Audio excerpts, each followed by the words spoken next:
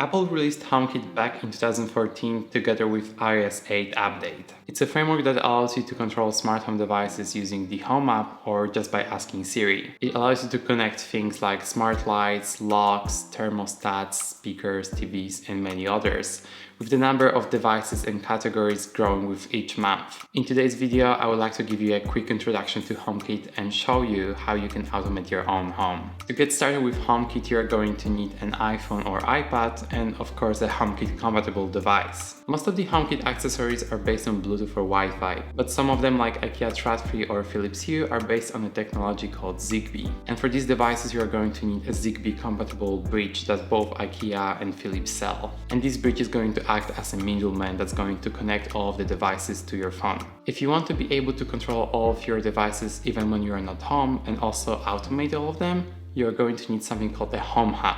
It can be either an Apple TV, a HomePod, or an iPad that's always at your home. Having multiple Home Hubs is also an option and actually is going to drastically improve the performance of your system, since some of the Bluetooth-based HomeKit devices may have connectivity issues. If you want to add a new accessory to HomeKit, it's super simple and you need to just open the Home app. Once you're in the app, you can simply scan QR code or in some cases even an NFC tag.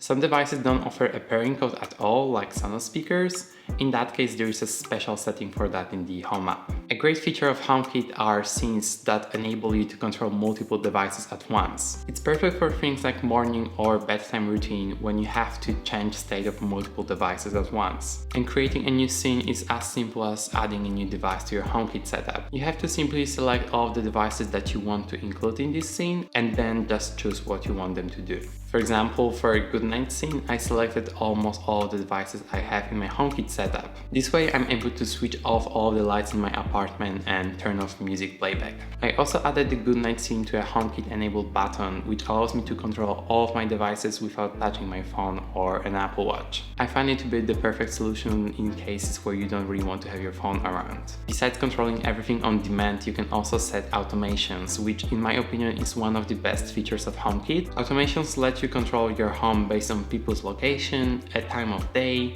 when an accessory is controlled, or when a sensor detects something. For example, you can set an automation that will turn up heating in your apartment right after you leave work. Or you can create one that will turn off all of the lights when there is no one home. Time-based automations are great for things like turning on the coffee machine right before everyone in your apartment wakes up.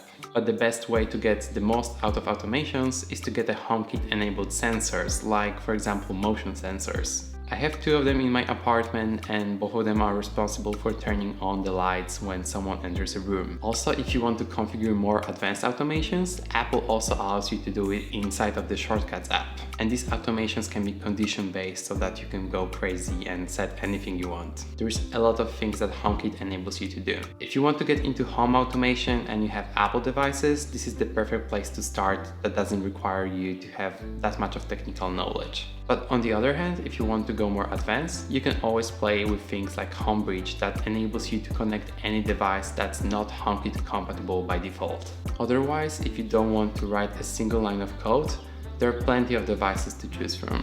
I hope that this video was useful for you, and if you have any questions, you can always ask me them in the comments down below. If you would like to see more videos like this in the future, welcome to subscribe to this channel. That's all for this video, thank you for watching and see you in the next one.